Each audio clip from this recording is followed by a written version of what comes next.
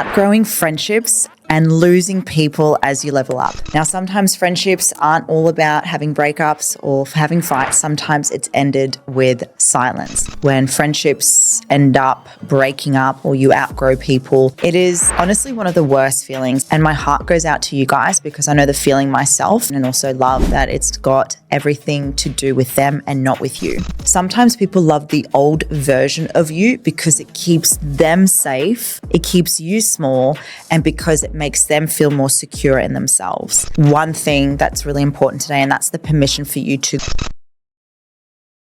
outgrowing friendships and losing people as you level up. Now, sometimes friendships aren't all about having breakups or having fights. Sometimes it's ended with silence. This episode is all about helping you guys go through any changes when it comes to friendship circles or you outgrowing them, and knowing that it has nothing to do with you, and giving you guys some new tools and strategies on how you can make new friends, new circles without betraying yourself. Now, before we get into this beautiful episode with Say It With Your Chest, I am your host, Tamara Meyer. And if you haven't already, click the subscribe button. I would absolutely love for you to do this. And especially if you want our podcast to grow globally, then this is my ask from you guys, that we would absolutely love more support and more love, because at the end of the day, we want more people to use their voice, own their voice, so that we can give them more the opportunities to have more impact, and so we can help more people in the world. So let's get into this episode. Gosh, I know that there has been a lot of people messaging me when it comes to growth and business and relationship, but the one that really hits home for me is friendships. When friendships end up breaking up or you outgrow people or you start to notice them shifting or distancing, it is honestly one of the worst feelings. And my heart goes out to you guys because I know the feeling myself.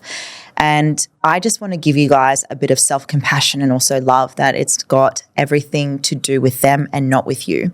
Especially if you are in this era of leveling up and you're really owning who you are, and you've noticed that there's been this energy shift in your friendship circle, that this gets to be an episode of grief, yes, but also an episode of how you can start to look at finding new friends. And I'm 36. I'm so grateful for the friendship circles I've had, but I know, and I remember a time where I did lose friends and it was quite hurtful, but I also know that something else came from it as well. So I'm going to share a little bit of a story that happened for me, because I've gone through, goodness, that many transitions in business and pivots, but the biggest one for me and the biggest friendship change I noticed was when I went from the dance space into fitness space.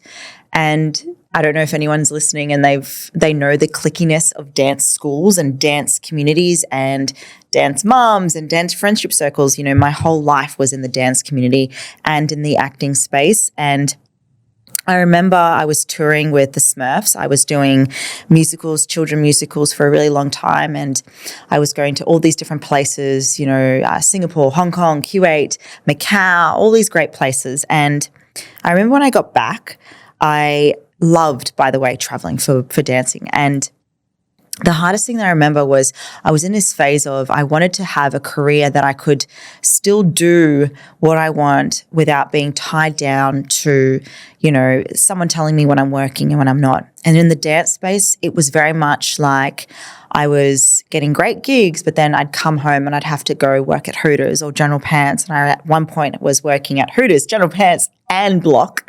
And so there was such a shift in me that I made a decision to, you know, study personal training. I remember getting my certificate at AIF, and I then veered into the fitness space, and I started to also go down the bodybuilding space. And I remember I changed a lot from little dance girl Tam, who still is very nerdy, theatre nerd, you know, quirky out there, to going down the fitness route, you know, aesthetically, you know, growing in different areas. And there was such a change in friendship dynamics that I felt from the dance space that I remember I would get invited to, you know, Melbourne trips with the girls. I would get invited to dinners, and then all of a sudden I wasn't. And I think because I was in such a tunnel-focused state in my prep days of bodybuilding that I think I literally, and I think about it now, I think I must have just pushed it down and avoided the confrontation, that I actually remember one of the girls once reached out to me during prep and was like, Tamara, I'm so sorry. I never spoke to you about what the girls said. And it was basically they didn't want to invite you anymore because you just changed. And that was hard to hear at the time. And I'm glad it happened. But in the time when you hear it, you get so anxious. You think it's all you. And maybe there was an element of me that does play a responsibility. And I think sometimes these things happen because when you are outgrowing people, you look at people's behaviors and how they handle things, that no one spoke to me and no one asked if I was okay and no one supported the direction I was in. So that story became one of the biggest things of accepting change, but also accepting who I was. Because when I think of the person I was then, I was going out of my way for people pleasing. I was breaking promises to myself, boundaries to myself, which something I've had to work on for a very long time. And fast forward now, and even now when I stepped into the fitness space, I've became really beautiful friends with a really amazing human being, Lauren Simpson. As you guys know, she's one of my best friends. And that was all because I had a really great conversation with her online and we started training together. So I will give you guys a little bit of a breakdown on how you can make new friends, but let's address some of the things of grief in friendship circles and what you can start doing for yourself as a self-reflection and also a bit of letting go process too. What I want you to remember that when you are outgrowing people and you are going through that grieving state is you can still love someone and love them from afar, but still outgrow yourself. And I remember I did a bit of a letter process to those girls and, I said what I had to say. I never sent it to them. But I also reflected on who I was. I apologized and forgave me. I forgave them. And, it was one of those moments where I felt that it was so healing and almost like a cutting of the cord of those girls growing up. And now I feel that there isn't this hate or anger, but it was almost an acceptance in me, an acceptance in the circumstances. And also when you outgrow people, whether you make that decision to outgrow them or that they have pulled away, it doesn't make you fake at all. It actually just allows you to be honest. There's also been times in other friendship circles moving forward, where I had to pull myself away and sometimes we don't need that closure. Sometimes all we need is to just know that sometimes we will outgrow people and it has nothing to do with who you are as a person. But sometimes as you grow, you will start to see that people pull away. And whatever process works for you guys, whether you're someone that wants to communicate with people or whether you want to be the person that pulls away, there is no right or wrong. It just is. I don't think I would have had the strength at the time to say something to the girls. Maybe I would now, just to be like, is there something that I did that I don't know of? But in this day and age right now, if you are focusing on growth in your business or your life, your health, your relationships, you want to be in the proximity of people that are one to communicate, are the ones to celebrate you, but also are the ones that are going to challenge you and are going to have the self-respect to say if there's something that they feel you're doing or not doing. And that's where I find true friendships are really about having those real conversations and having that space to feel safe, to be seen, to feel heard, and to not worry about distance, especially if you're in that era of growth as well. Which brings me to when you have friendship circles now, sometimes what you want to start thinking about is our energy and how we are when things are going crazy and when hardships happen. I know with my group right now in my friendship circles, when I'm in work mode, I will tell them I'm in work mode. I go into my bubble mode, and they know that now because I've expressed that and I've communicated that. I also know that I've asked them to let me know if there's ever anything I can do to support them.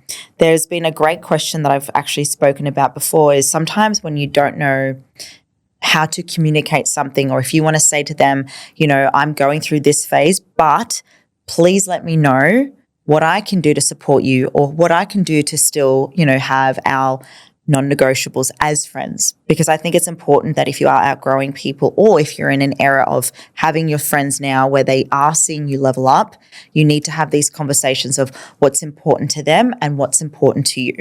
I know friends that I cannot speak to at all that will always be there, to I know friends that can also be quite sensitive if I don't speak to them every day.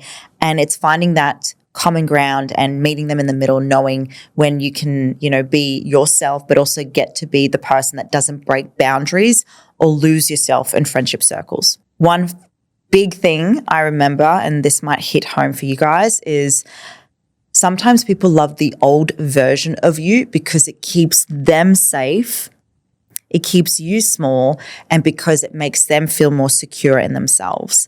And the more I grew, the more people in that dance world had something to say about who I was as a person. And that is something that I have really had a great opportunity to reflect on, is that people prefer you to stay small because it makes them feel more inferior. And that's the thing these days, that if you do feel like your friendship circles have ended, have they always had your back? Have they loved who you are? Have they loved that version of you? And why do they not love the version of you who is empowering, who's the best version of themselves? And they're the things that you want to start reflecting on when you are moving into new, better circles that lift you up, that inspire you, that want you to be challenged and grow and, be lifting you when you are, doing big things in your life. One thing when it came to picking me and choosing me as well was that I started to make real big decisions and rules when it came to choosing me.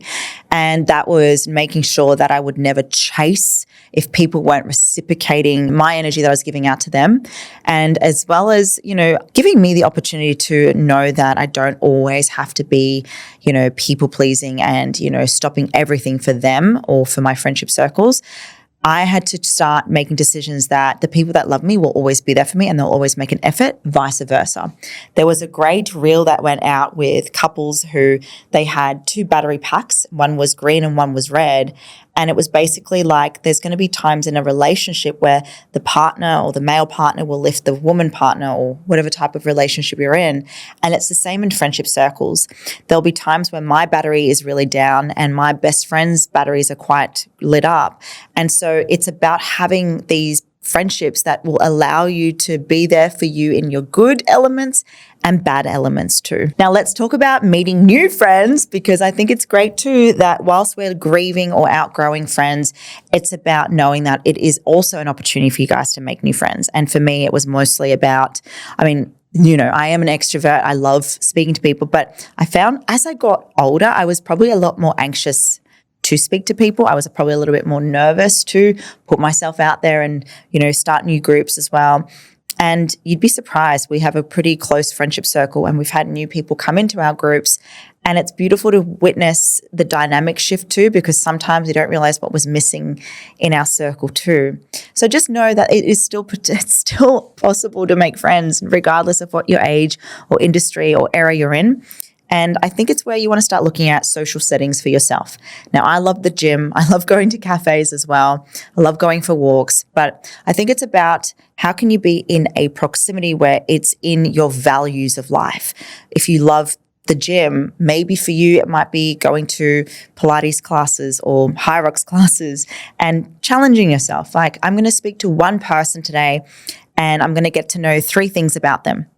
The other thing you can start doing is remembering people's names in these public settings. So if you're going to the same cafe or the same restaurant, or if you're going down and walking every day and you might notice someone every single day, start remembering people's names and say it 3 times. That's the rule. And something that I think about with any type of new friendship circle as well, I always think that you do need to put yourself in a setting that may challenge you. So I have now actually freed up my calendar.